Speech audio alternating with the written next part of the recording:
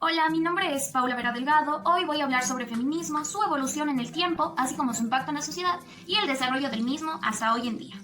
Para comenzar, daré un breve concepto sobre lo que es feminismo, en el que hablamos que es un movimiento social y político creado por mujeres para mujeres. Trata de buscar la equidad entre los derechos de hombres y mujeres a la vez de que estos no sean vulnerados, erradicando el sistema patriarcal en el que vivimos y haciendo de la sociedad un lugar más seguro, respetuoso y equitativo para las mujeres.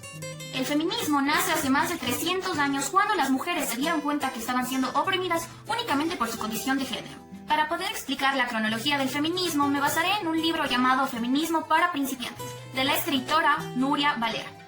En el año de 1405, Christine de Pizan escribió el libro La ciudad de las damas, y en 1471, Julián de la Barre escribió La igualdad de los sexos. Estos dos personajes precursores del feminismo eran personas muy adelantadas para su época. El feminismo ha pasado por una serie de fases, y estas fases son conocidas como olas. Se conocen tres olas del feminismo.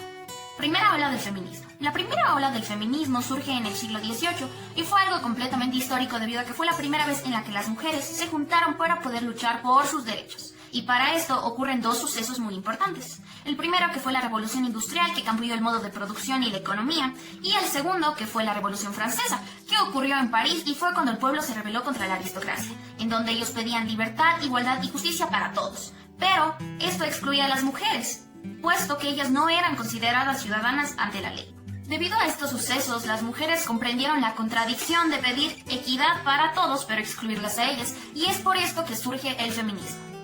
Entre los años de 1789 y 1793, se crearon 56 clubes republicanos que exigían la participación de la mujer en la vida política.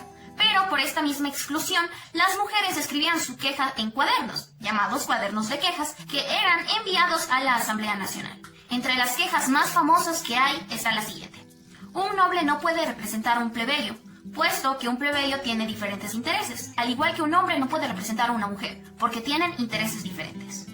A pesar de la creación de los cuadernos de quejas, no fueron tomados en cuenta en la Asamblea Nacional cuando se crearon los derechos del hombre y el ciudadano en agosto de 1789. Pero 2 años después, en 1791, Olympe de Gouges escribió la Declaración de los Derechos de la Mujer y la Ciudadana. Entre los años de 1783 y 1795, obligan a las mujeres a cerrar todos los clubes femeninos, prohíben también que las mujeres se reúnan en grupos de más de 5 personas, además de que guillotinan y exilian a todas las mujeres que tengan ideas políticas. Muchas de estas mujeres también van a la cárcel, prohíben a las mujeres asistir a las asambleas nacionales, y todo esto es conocido como la sangrienta represión. Segunda ola del feminismo. La segunda ola del feminismo nace a partir de la primera ola. En esta, las mujeres luchan por el derecho al voto y una vida en la política.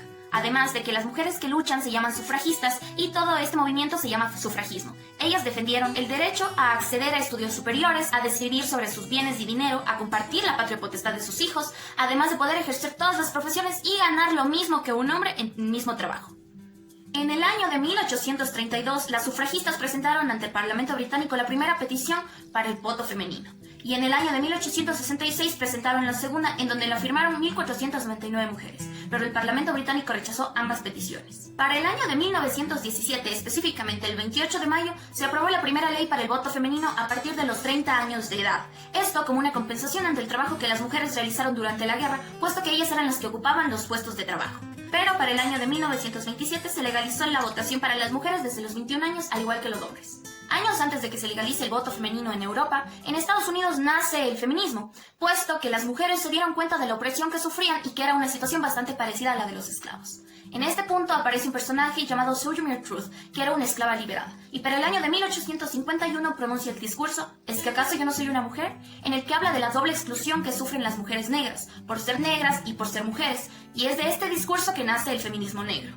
En el año de 1869, Wyoming es el primer estado que legaliza el voto para las mujeres. Y en 1920 recién se legaliza el voto en Estados Unidos, siendo un proceso completamente largo y doloroso que tomó más de 80 años. A inicios del siglo XIX surge la Revolución Industrial y es aquí cuando comienzan a contratar mucha mano de obra de mujeres, puesto que se les pagaba mucho menos que a los hombres. A su vez surge a mediados del siglo XIX esta teoría política conocida como marxismo. Tanto el marxismo como el feminismo concuerdan que hay personas que dominan y otras que están dominadas. Pero el marxismo no puede explicar por qué los hombres dominan a las mujeres, y el feminismo sí tiene una explicación: por el patriarcado. Tercera ola del feminismo. Para este punto, las mujeres con las otras dos olas anteriores ya habían logrado una serie de objetivos, como por ejemplo el derecho al voto, el acceder a estudios superiores o que se respeten sus derechos laborales.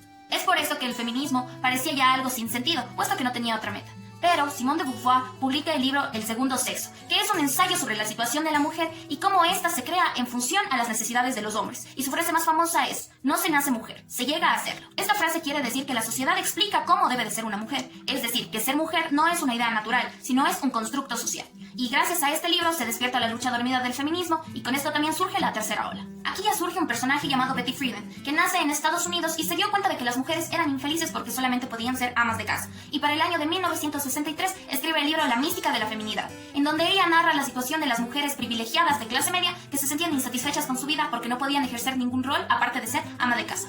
Feminismo liberal. El feminismo liberal surge con la aparición de Betty Friedan y la NOW, que es la Organización Nacional a Favor de las Mujeres. El feminismo liberal ya no habla de opresión, sino habla de desigualdad. ¿Por qué no de opresión? Pues porque estar oprimida significa que tú estás sometida, y no significa lo mismo que decir que no tienes las mismas oportunidades. Feminismo radical. En Estados Unidos el orden establecido era racista, clasista e imperialista. Y en los años 70 del siglo XX se crearon varios grupos que estaban en desacuerdo con el orden establecido, pero los hombres no valoraban el papel que las mujeres estaban ejerciendo. Y es por esto que ellas se hartaron y crearon un grupo no mixto llamado el Movimiento de la Liberación de la Mujer. Estas mujeres de izquierda fueron las que representaron a las radicales, y ellas volvieron a hablar de opresión, pero no de una opresión en leyes, sino del día a día. En los años 70 se da la llegada de las mujeres a la universidad y en los años 80 las mujeres empiezan a querer la legalización del aborto y también a poder disfrutar de una sexualidad libre y sana.